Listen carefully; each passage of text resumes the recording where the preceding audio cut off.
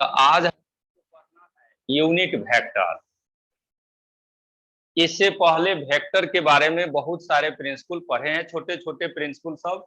एक बड़ा प्रिंसिपल भी पढ़े, addition of two vector and subtraction of two vector. ये दोनों पढ़ चुके हैं, वेक्टर का एडिशन एंड सब्ट्रैक्शन। वेक्टर में डायरेक्शन होता है, इसीलिए इसके एडिशन का अलग नियम होता है, सब्ट्रैक्शन का अलग नियम होता है। हम लोग जो बचपन से पढ़ाई करते थे 10 + 10 = 20, यह वहां यूज होता है जहां डायरेक्शन नहीं होता है।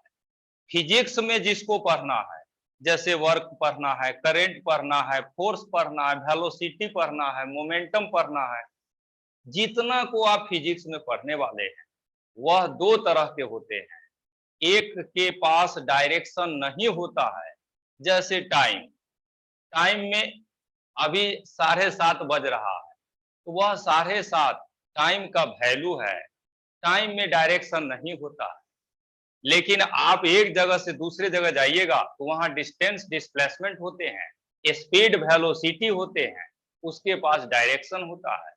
या आप किसी बॉडी को एक जगह से दूसरे जगह डिस्प्लेस करते हैं, फोर्स लगाते हैं, तो फोर्स में डायरेक्शन होते हैं। तो एक पार्ट में वह है जिसमें डायरेक्शन नहीं है, उसका एडिशन सब्ट्रैक्शन मल्टीप्लिकेशन वैसे ही करना है जैसे नीचे के क्लास में 5 6 7 8 क्लास में हम लोग एडिशन सब्ट्रैक्शन पढ़ते थे वैसे ही। लेकिन फोर्स में डायरेक्शन है, वेलोसिटी में डायरेक्शन है, उसको ऐड करने के लिए वेक्टर को पढ़ा जाता है। जो डायरेक्शन होता है जिसमें, उसको वेक्टर कहते हैं, और वेक्टर का एडिशन सब्ट्रैक्शन का अपना प्रिंसिपल बनाया गया है। वही प्रिंसिपल हम लोग अभी फिजिक्स के क्लास में सीख रहे हैं। तो आज सीखने की बारी है यूनिट वेक्टर का। यूनिट वेक्टर के बारे में तीन बातें आपको बताने जा रहे हैं। सबसे पहला, यूनिट वेक्टर का सिंबल। दूसरा, यूनिट वेक्टर का मैग्नीट्यूड। तीसरा, यूनिट वेक्टर का डिफिनीशन। बारी बारी से सब समझते हैं। यहां हम बताए हैं यूनिट वेक्टर को ओवर कैप मार्क के सिंबल से लिखा जाता है। आज से पहले आपको बताया जाता था कि सभी वेक्टर को ऐसे हम लोग लिखते हैं। ये जो सिंबल आप पढ़ रहे हैं, इसे देख रहे हैं, इसको पढ़ते हैं ए वेक्टर। ये नहीं रहेगा तब इसको पढ़ेंगे ए। अगर ऊपर तीर का निशान है तो पढ़ेंगे ए वेक्टर। यूनिट वेक्टर में तीर का निशान नहीं रखता है, यहां पर कैप का निशान होता है। कैसे? देखिए यहां पर, this is symbol of unit vector.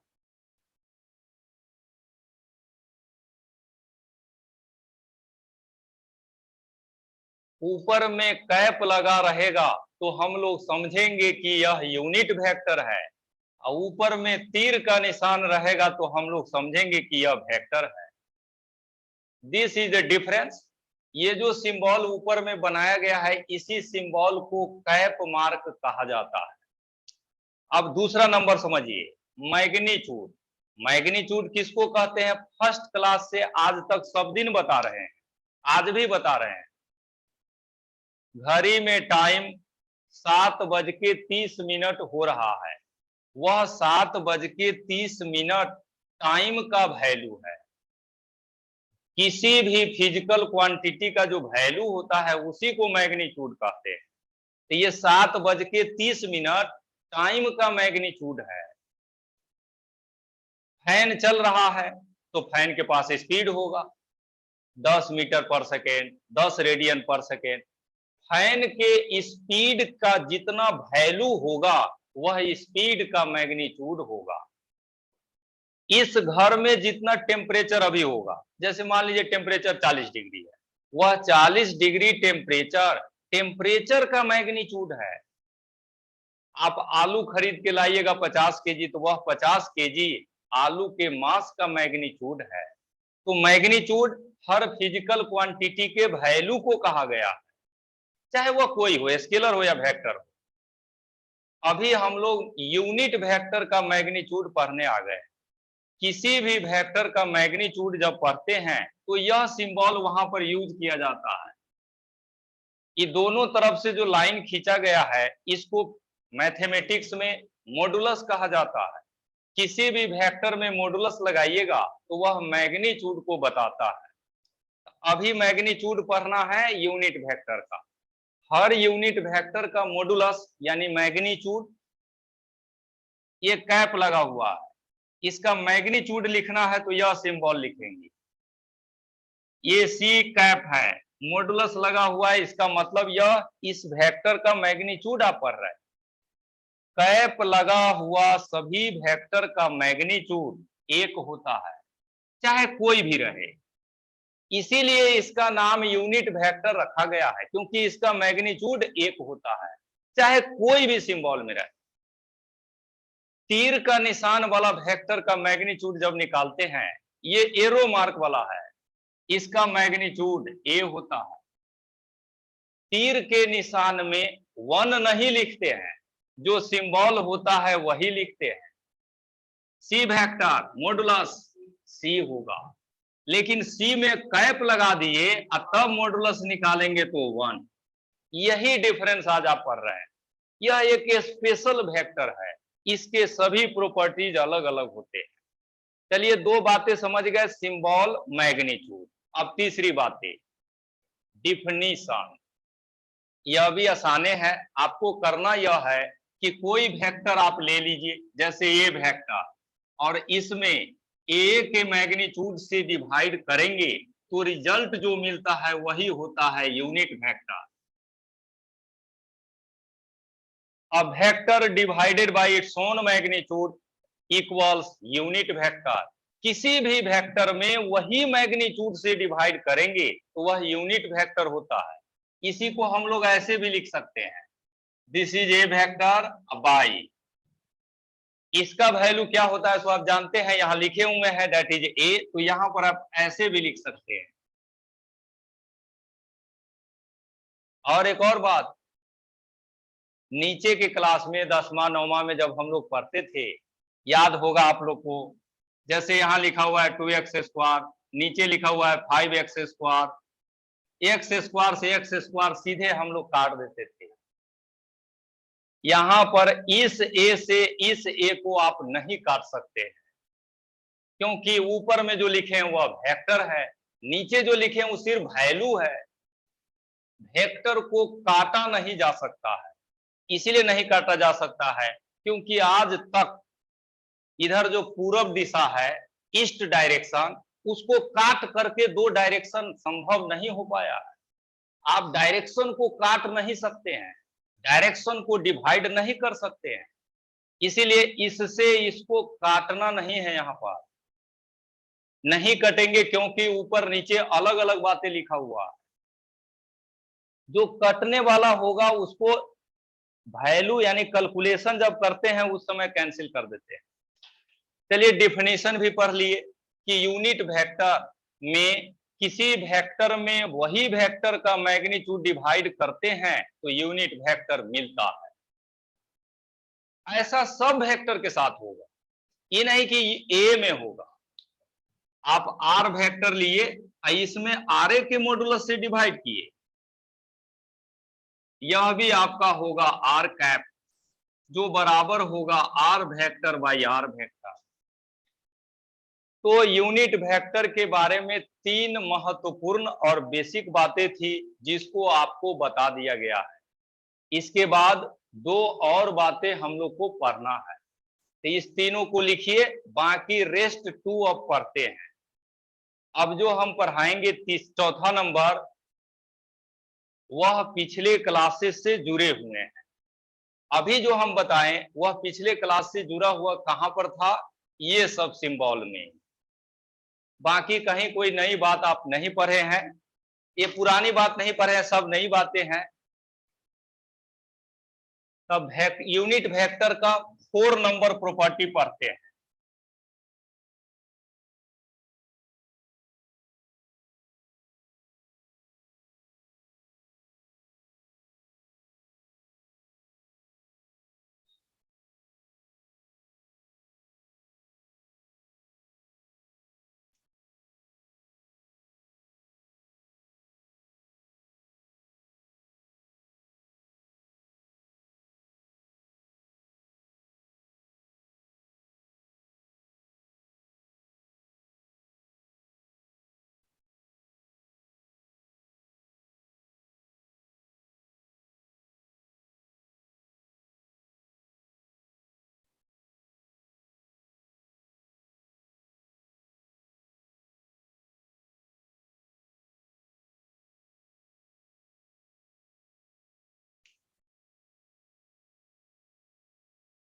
Unit vector का फोर्थ प्रॉपर्टी पढ़ने के लिए हम लोग को कुछ बातें यहाँ पर सीखना होगा।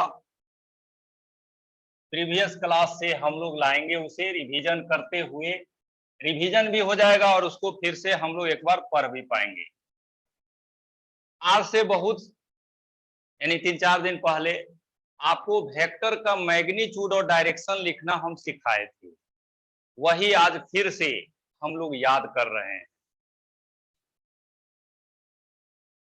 देखिए, यह है नॉर्थ, यह है south, east, waste.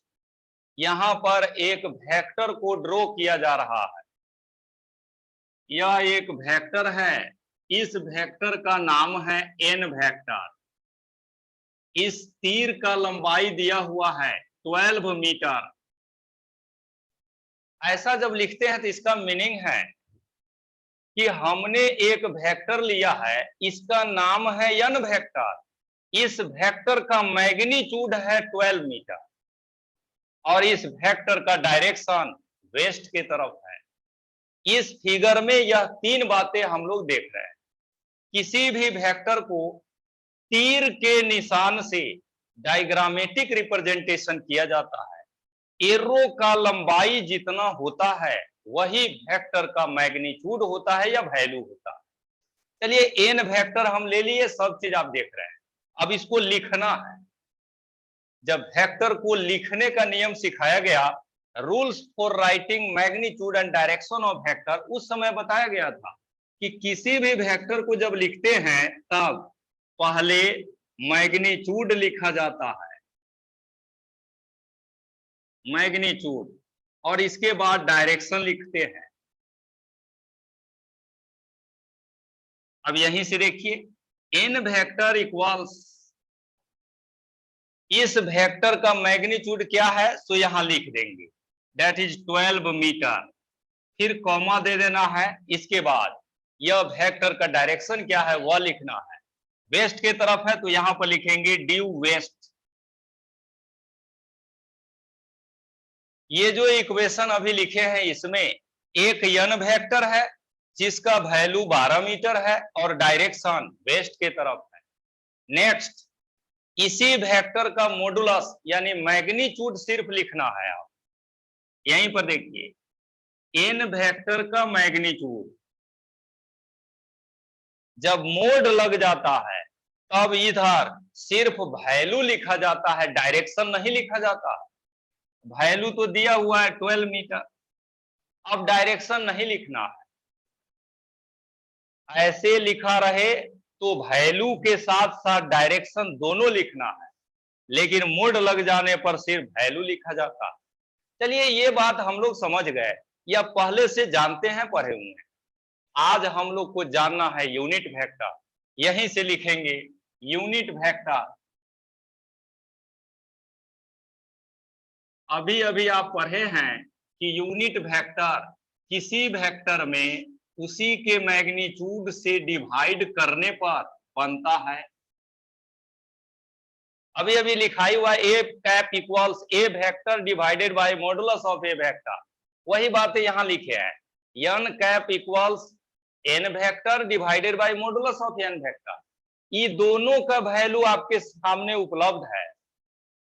N vector भी उपलब्ध है, एन का मॉडुलस भी उपलब्ध है। पुट कर दीजिए। यहीं से देखिए एन कैप इक्वल्स, अब एन वेक्टर का वैल्यू देखिए वहां से क्या है, 12 मीटर। इसके बाद भी लिखा हुआ है ड्यू ईस्ट वेस्ट है, ड्यू वेस्ट डिवाइडेड बाय, और नीचे जो लिखे हुए हैं इसका वैल्यू कितना है 12 मीटर।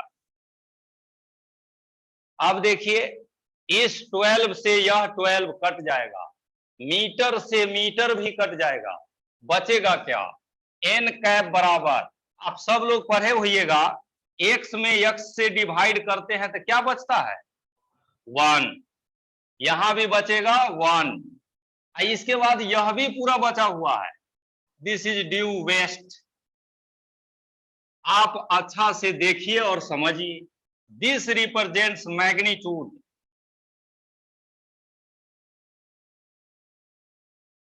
और यह जो देख रहे हैं दिस इज डायरेक्शन। इसके बाद एक और बातें, यहां अभी 1 आप लिखे हैं, अगर मान लीजिए ऐसा रहता तब तो फिर कहते कि x से x कट जाएगा, अब बचेगा क्या? 2। 2 तो यह 2 है, यहां जो लिखा हुआ है वह 2 है, x से x कट गया तो कितना आया? 1। लेकिन 1 हम लोग लिखते नहीं, ऐसा आप लोग देखे होइएगा, जैसे कहीं भी आप अलजेब्रा पढ़ते हैं x स्क्वायर प्लस 5 ऐसा लिखा हुआ है, x के बगल में कुछ नहीं रहता है, इसका मतलब यहाँ कौन रहता है? 1, जो साइलेंट है, जिसको लिखा नहीं जाता है, मन में रखना है कि 1 है, वही बात यहाँ है। 1 यहाँ पर जो लिखे हैं ये आपको सिखाने के लिए लिखे हैं, रियल में यह लिखा नहीं जाएगा, बिल्कुल वैसे ही जैसे यहाँ पर नहीं लिखा जाता।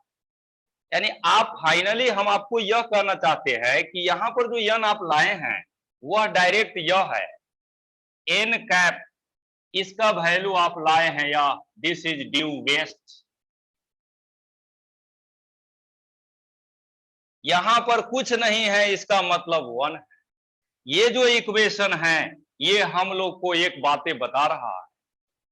एन वेक्टर जब लिखे थे तो इसमें 12 मीटर और ड्यू वेस्ट दोनों था, 12 मीटर वैल्यू है, ड्यू वेस्ट डायरेक्शन है। लेकिन कैप वाला वेक्टर जब लाए हैं तब देखिए क्या है, यहां पर कुछ नहीं है, जो लिखा हुआ है यह क्या है? डायरेक्शन है। यानी यूनिट वेक्टर एक ऐसा वेक्टर होता है जिसके पास सिर्फ डायरेक्शन ही होता है, यही वहां स्टेटमेंट में हमने लिखा है, unit vector only represent direction. Unit vector जो आज आपको पढ़ाया जा रहा है, ये वेक्टर में आगे जो पढ़ने वाले हैं उन सभी को आसान करने के लिए पढ़ रहे हैं। यानी आगे रास्ते, आगे जाने यानी आगे पढ़ने का गेट यूनिट वेक्टर से ही खुलता है।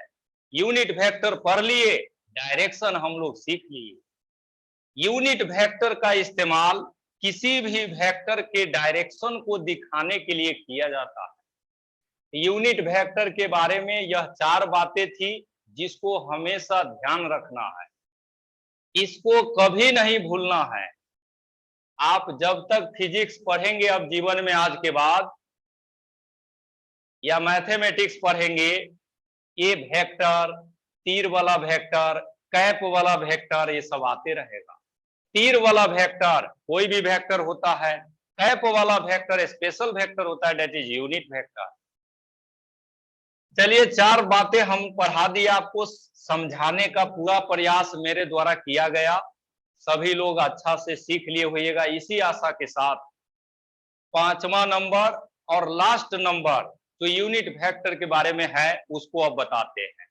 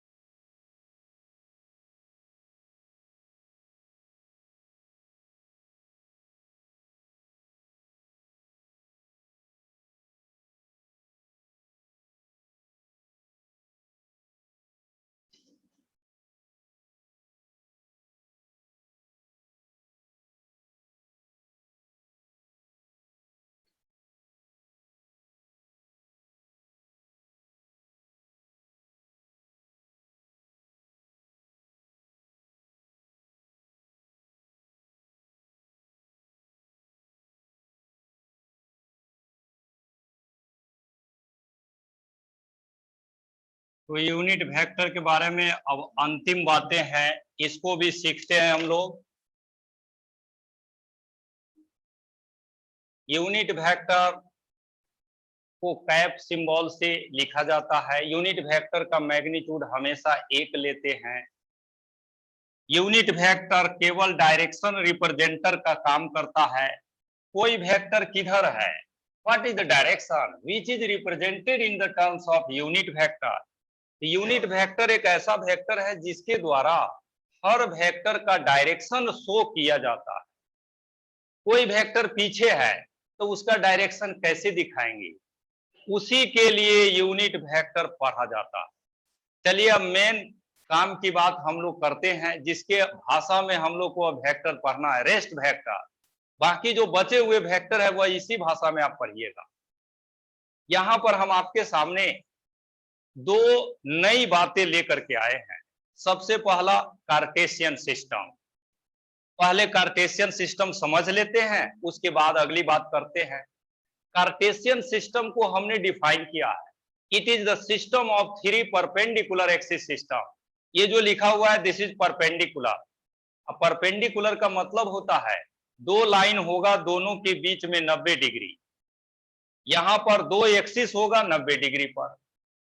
परपेंडिकुलर का मीनिंग 90 डिग्री से है। हाँ, तो कार्टेशियन सिस्टम किसको कहते हैं एक बार समझ लीजिए। एक ऐसा सिस्टम जिसमें 3 एक्सिस को दिखाएंगे, x axis, y axis, z axis, और ऐसे दिखाएंगे कि प्रत्येक के बीच में 90 डिग्री एंगल बनेगा। That system is called Cartesian system. अब इसको यहां फिगर में बना के हम लोग देखते हैं।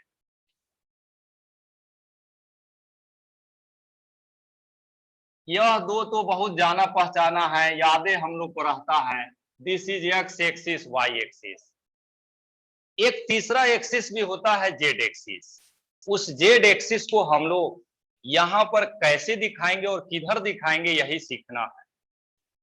ऐसे ज्यादा कुछ हम बातें नहीं बताना चाहते हैं, डायरेक्टली आपको बता देते हैं। जहां पर 2 एक्सिस मिलता है इस पोजीशन को ओरिजिन कहते हैं।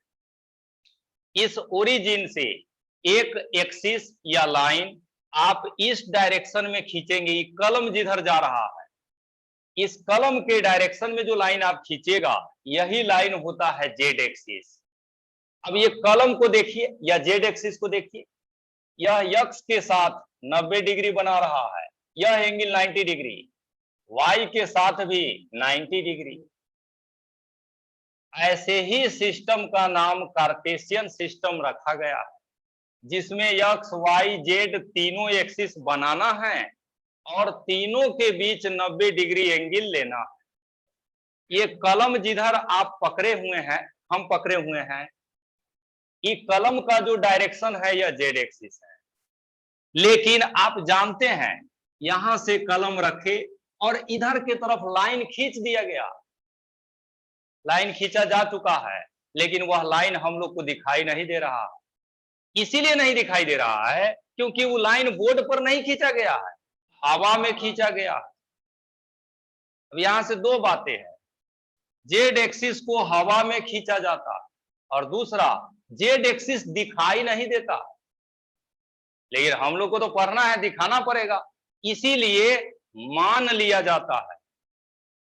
हम यहां पर इधर के तरफ एक लाइन खींच दिए हैं और इसको मान लिए हैं जेड एक्सिस है। ये रियल जेड एक्सिस नहीं है, this is imaginary Z axis.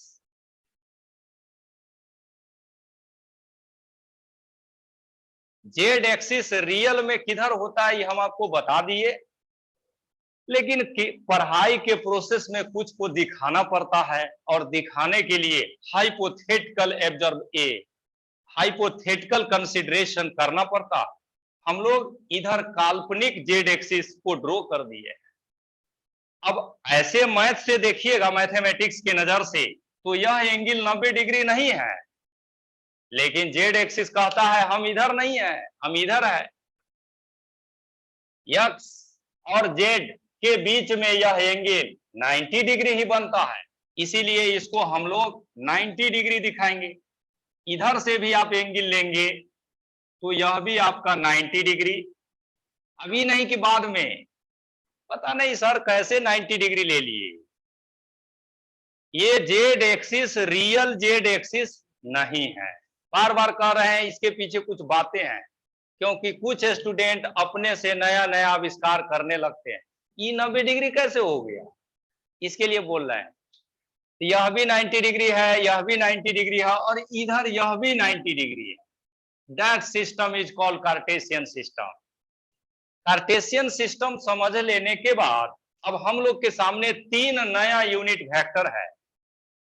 एक है आई कैप, दूसरा है जे कैप, तीसरा है के कैप। यह तीनों नया है हम लोग के लिए, लेकिन यह फिक्स्ड है। यह जो है सो अभी आप पढ़िएगा, ये कभी बदलने वाले टर्म नहीं है। इसमें जो आप आई कैप लिखे हैं, इसको हमेशा यक्स के डायरेक्शन के रिप्रेजेंटर के लिए यूज किया जाता है। आज के बाद पूरे फिजिक्स में आपको आई कैप कहीं दिखाई देगा तो समझ जाइएगा कि यह एक्स एक्सिस है। आई कैप को देखिए कि समझ लेना है कि यह एक्स एक्सिस है। वाई के तरफ जो होगा जे कैप, जेड के तरफ होगा के कैप। ये तीनों फिक्स्ड है, ये बदलने वाला टर्म नहीं है। तो आई कैप एक्स को बताता है, जे कैप वाई को बताता है, के कैप जेड एक्सिस को बताता है। नेक्स्ट, चूंकि यह तीनों यूनिट वेक्टर है, कैप वाला वेक्टर है, इसीलिए आज आप पढ़े हैं ये आई कैप है। हम इसमें मोड लगा दिए, आपसे पूछा जाए कितना वैल्यू होगा तो क्या बताइएगा 1। कैप लगा हुआ सब वेक्टर का वैल्यू 1। यहाँ ए रहे, बी रहे, सी रहे, डी रहे, ए बी सी डी में का 26 लेटर में से कोई रहे, कैप लग गया तो मॉडुलस एक के होगा।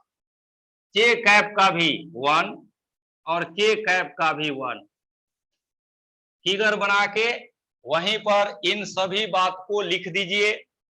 जेड एक्सिस में कोई कंफ्यूजन आप नहीं रखिएगा, ये सब बना लीजिए। अब इसके बाद जो है रिजोल्यूशन ऑफ वेक्टर पढ़ना है, उसको कल पढ़ेंगे।